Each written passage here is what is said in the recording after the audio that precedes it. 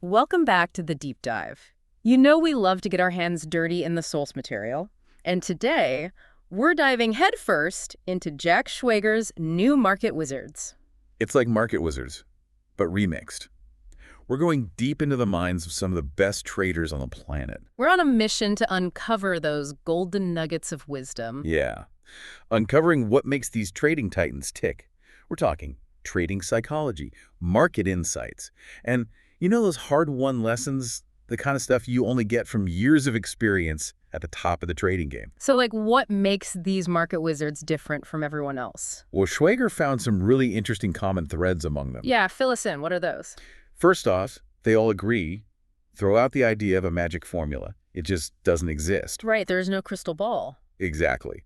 And this is a big, I all see patterns in the market. They've learned to read the market's language. Okay, so no shortcuts, but you're saying with the right skills, you can learn to read the market. That's exactly what they're saying. And it's not just about being a market whiz. They all emphasize the importance of psychology, of really understanding yourself as a trader. Interesting. So it's like knowing how your own mind works is just as important as knowing how the market works. You got it. They all say trading success isn't about luck. It's about skill, discipline, and mental toughness. I mean, that makes sense when you think about it. You're in control of your trades, not the other way around. And it's not always easy, right? These guys have seen it all. The wins, the losses, the wild rides. They've learned to ride the waves and stay grounded. You know what really struck me? This story about Randy McKay.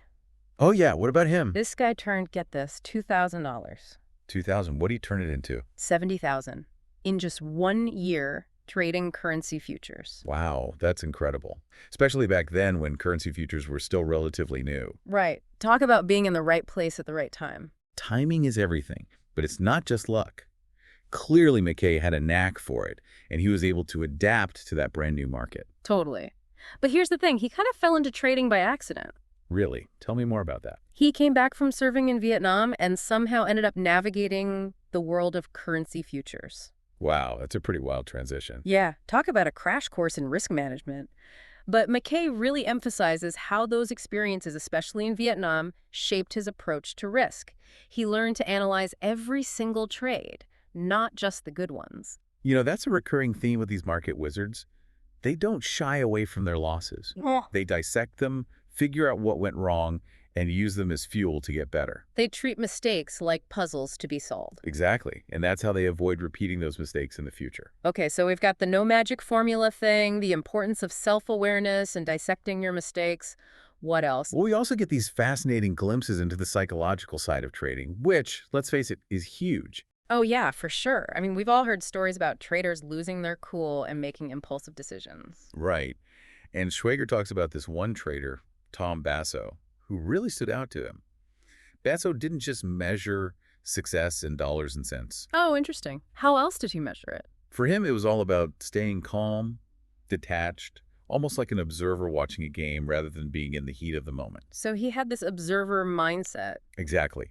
And he used this technique to stay objective, especially when a trade got a little crazy. Imagine this, watching yourself make the trade from a completely neutral standpoint, like a coach analyzing a replay.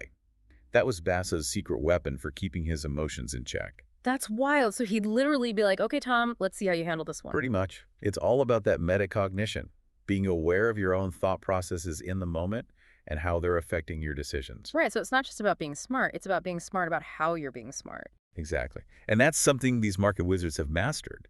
They've trained their minds to be disciplined, resilient, just like an athlete trains their body.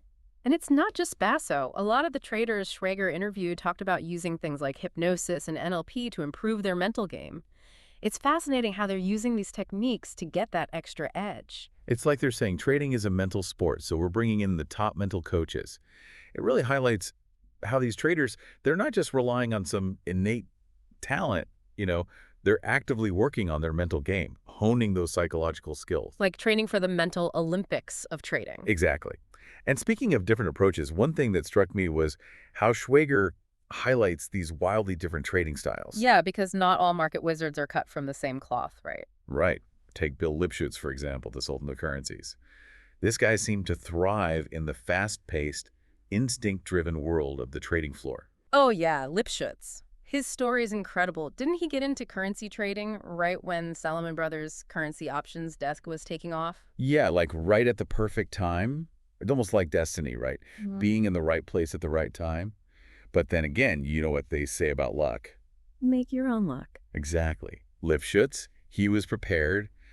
He had the skills, the instincts, and bam, he was Mm. able to capitalize on that opportunity. Opportunity meets preparation. That's a good one. Right. And then you've got someone like William Eckhart, the math whiz turned trading legend. Oh, yeah. Eckhart, he was all about those systematic, numbers-driven approaches, kind of the opposite of Lipschutz in a way. Totally. Eckhart was all about rigorous statistical analysis. And you know what he really stressed?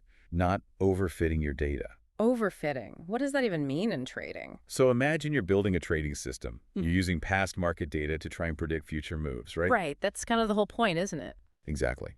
But overfitting is when you tweak and refine your system so much that it fits the past perfectly, but then it totally falls apart in the real world. So it's like it's too tailored to the past to be helpful in the present. Precisely.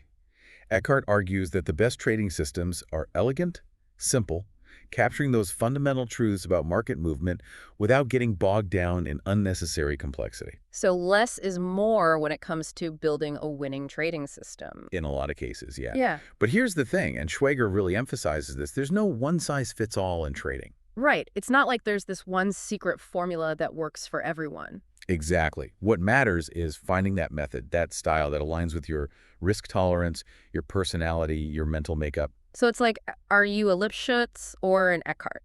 Yeah. Or maybe someone else entirely. Maybe a little bit of both. The point is, it's about knowing yourself, knowing what you're comfortable with, and developing a strategy that plays to your strengths. Self-awareness, another recurring theme. But it's not just about individual psychology, right? A lot of these traders also talked about the importance of the human element in trading. Well, absolutely. It's like a high-stakes game of chess. You're not just playing the board, you're trying to anticipate your opponent's next move. You're trying to understand their motivations. It's like psychology and strategy all rolled into one. Right. And sometimes those human insights, they can be even more valuable than just pure technical analysis. You know who comes to mind? Mark Ritchie.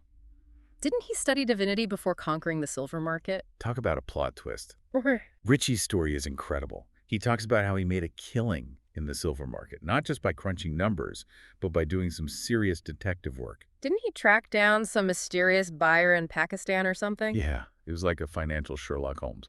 But the point is, he used his knowledge of people, cultures, to gain that edge. Wow, that's thinking outside the box. So it's not just about charts and algorithms, it's about understanding how humans behave in the market. Absolutely. And sometimes, a little bit of serendipity doesn't hurt either. Right, but you can't rely on luck alone. Exactly. It's about putting yourself in a position to capitalize on those lucky breaks when they come along. Being prepared mentally and strategically. And speaking of being prepared, another big theme was the importance of having a solid game plan, having those rules to guide your decisions, especially when things get heated. Oh, absolutely. You need that framework, that discipline, to stay grounded when the market's going crazy. Didn't Jeff Yes, the guy behind Susquehanna Investment Group, say something like, all you need is a mathematical advantage and the money management controls to make sure you stay in the game? Yep. And he walked the walk. Yeah. Yas was all about having that well-defined strategy, not just for getting into trades, but for managing risk, knowing when to cut your losses and move on. Didn't he also use poker strategies to train his option traders? Yeah. Talk about a fun way to learn about risk management, right? But it makes sense. Poker, trading, they both involve skill, strategy, psychology. It all comes back to that mental mastery, doesn't it? Being adaptable, disciplined, and always learning and evolving your approach. You got it. And these market wizards, they show us that success isn't about being right all the time. It's about weathering those inevitable ups and downs while sticking to your plan and managing risk like a pro. So much to unpack here. Before we wrap up this section, what's one key takeaway you want our listener to walk away with? Embrace risk. Not recklessly, but strategically. Mm. These traders, they see risk as part of the game, not something to be afraid of. It's like they say, no risk, no reward. Right. It's about having the courage to put yourself out there, to test your ideas, to really see what you're capable of. Love it. We're going to take a quick break, but when we come back, we'll wrap up our deep dive into new market wizards with some final reflections and a thought-provoking question for our listeners. Stay tuned.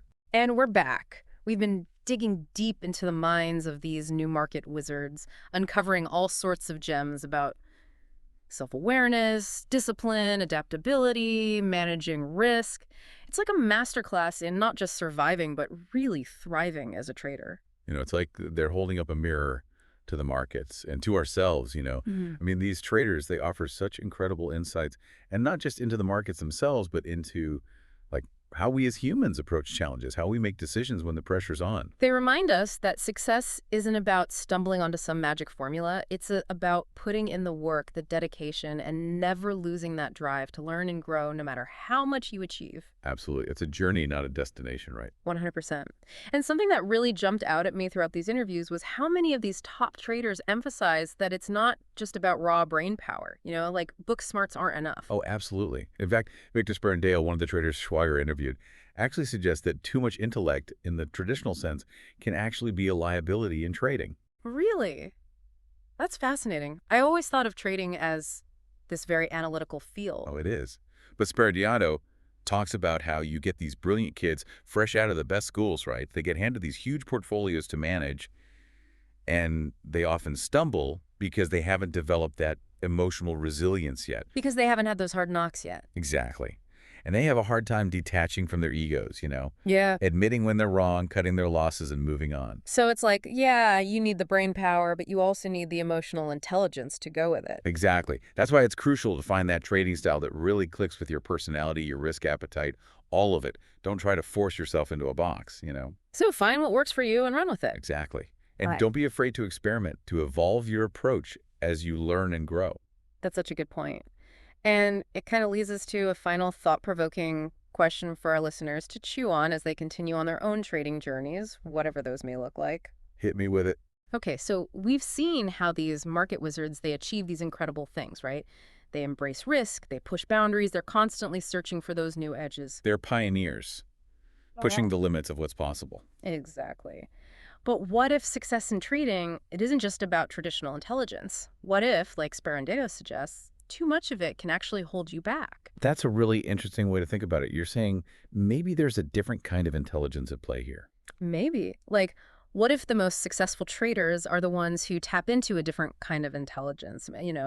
A more intuitive, almost instinctual ability to read the market. Like a sixth sense for trading almost. Exactly. And maybe that sixth sense, it comes from really developing your emotional intelligence, becoming more aware of your intuition, learning to trust your gut alongside those analytical skills. That's a powerful idea.